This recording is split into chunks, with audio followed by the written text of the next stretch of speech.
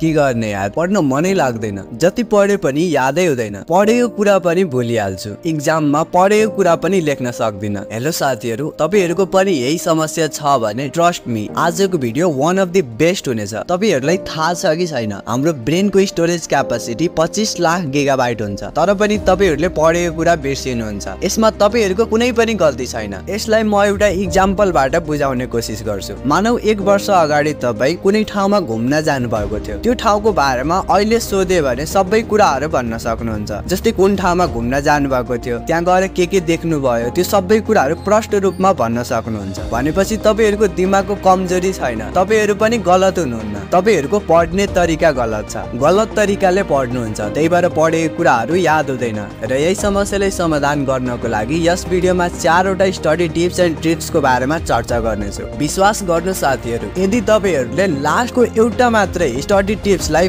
Follow गर्नुभयो भने तपाईहरुले पढेको कुरा बिर्सिनुहुन्न, भुल्नुहुन्न र एक्जाममा राम्रो मार्क्स ल्याउन सक्नुहुन्छ। So without further delay let's start our video. Number 1, interest. पढ्न मन नलाग्नुको मुख्य कारण हो इन्ट्रेस्ट। तपाईहरुले कति धेरै पटक सुन्नु भएको होला नि कि मान्छेमा ईख र सर्पमा बिख छैन भने त्यो मान्छे र सर्पको काम छैन। याद गर्नुस् त त्यो पल जब सानो क्लासहरुमा म्याथको कुनै हिसाब गर्दा एन्सर मिल्दाखेरि कति खुसी लाग्थ्यो र त्योसँग रिलेटेड अरु हिसाबहरु पनि गर्नुहुन्थ्यो, किनकि त्यसमा तपाईहरुको सेल्फ इन्ट्रेस्ट बढ्यो। र जुन काममा सेल्फ इन्ट्रेस्ट आउँछ त्यो काम गर्नु पर्दैन, त्यो आफै भइहाल्छ। र जुन सब्जेक्टमा तपाईहरुको इन्ट्रेस्टै छैन त्यो सब्जेक्ट माथि मात्रै पढ्नुहुन्छ, किनकि मजबुरी छ। एक्जामको लागि भए पनि पढ्न मजबुरी छ, एक्जाममा पास हुन मजबुरी छ। तपाईहरुले मुभी हेर्दाखेरि कति ध्यानपूर्वक हेर्नुहुन्छ र केही दिनपछि सोध्दा पनि मुभीको सबै सिनहरु याद हुन्छ, किनकि तपाईहरुले त्यसमा फुल इन्ट्रेस्ट दिएर हेर्नु भएको थियो। र त्यही इन्ट्रेस्ट पढाइमा पनि चाहिन्छ। इन्ट्रेस्टको लागि तपाईहरुले सर्ट टर्म र लङ टर्म गोल्स चाहिँ बनाउन सक्नुहुन्छ। गोल्स बनाउँदाखेरि तपाईहरुको त्यो सब्जेक्टसँग इन्ट्रेस्ट बढ्छ र पढ्न पनि मन लाग्छ। Number 2, study lace understand more. थोरै पढ्नुस् तर बुझेर पढ्नुस्, इफेक्टिभ तरिकाले पढ्नुस्। विल प्यारेटोले स्टडीको लागि एउटा इफेक्टिभ सिद्धान्त दिएको छ। त्यो सिद्धान्त हो 80-20 रुल। विल प्यारेटो अनुसार 80% रिजल्ट 20% एक्सनबाट आउँछ। यसलाई प्रुभ गर्नको लागि धेरै एक्जाम्पलहरु पनि दिएका छन्। जस्तै संसारकै 80% पैसा र जमिन संसारकै 20% मानिसहरुसँग छ। 80% क्राइम संसारकै 20% मानिसहरुले गर्छ। 80% ट्राफिक यो संसारकै 20% रोडमा मात्रै हुन्छ। 80% टाइम हामी 20% लुगा लगाउँछौं र यो संसारकै 80% अल्कोहल 20% मानिसहरुले मात्रै खान्छ। 80% खानेकुरा 20% जमिनबाट मात्रै उत्पादन हुन्छ। 80% वर्षा यो संसारको 20% बादलबाट हुन्छ। 80% इन्भेन्सन 20% साइन्टिस्टहरुले मात्रै गरेका छन्। र सबैभन्दा इम्पोर्टेन्ट कुरा त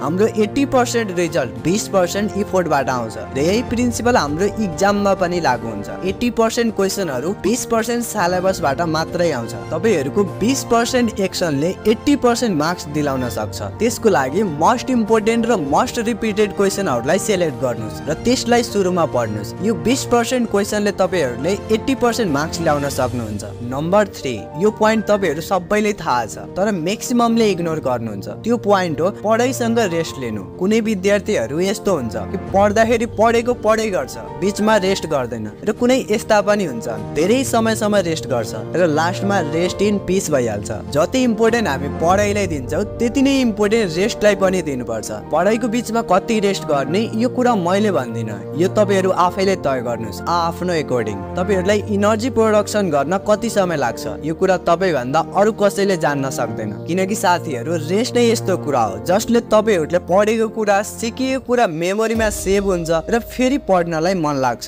तपाईहरु पढाइमा पोमोडोरो टेक्निक्सको युज गर्न सक्नुहुन्छ। यो एकदमै सिम्पल र इफेक्टिभ टेक्निक हो। यसमा तपाईहरुले जुनसुकै सब्जेक्ट पढ्दाखेरि 30-30 मिनेटको 4 वटा ब्लक बनाउनुस् र प्रत्येक 30 मिनेट पछि 5 मिनेटको ब्रेक राख्नुस्। त्यो 5 मिनेटको ब्रेकमा पानी खान सक्नुहुन्छ, यताउति थोरै हिडोल गर्न सक्नुहुन्छ। 5 मिनेट पछि फेरि पढ्न बस्नुस्। यसले तपाईहरुको दिमाग हाइड्रेटेड भइराख्छ र थाक्दैन, पढाइ पनि बोरिङ हुँदैन र धेरै बेरसम्म पढ्न सक्नुहुन्छ। यसको लागि प्ले स्टोरमा धेरै एपहरू छन्, त्यसलाई तपाईहरुले डाउनलोड गरेर युज गर्न सक्नुहुन्छ।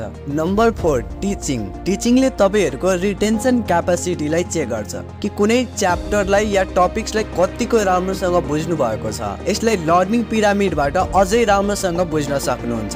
लर्निङ पिरामिडले के भन्छ भन्दाखेरि टिचरले पढाउँदाखेरि या कुनै लेक्चर सुन्दाखेरि 5% सम्म बुझ्नुहुन्छ, अनि त्यही टपिक्सलाई या सब्जेक्टलाई आफैले रिडिङ गर्दाखेरि 10% सम्म बुझ्नुहुन्छ र अडियो भिजुअल मार्फत 20% सम्म। यानी कि कुनै कुरालाई भिडियो मार्फत या अडियो मार्फत सुन्नु भयो देख्नु भयो भने 20% सम्म दिमागमा बस्छ, अनि त्यही कुरालाई डेमोन्स्ट्रेसन गराइदियो भने 30% सम्म बुझ्नुहुन्छ।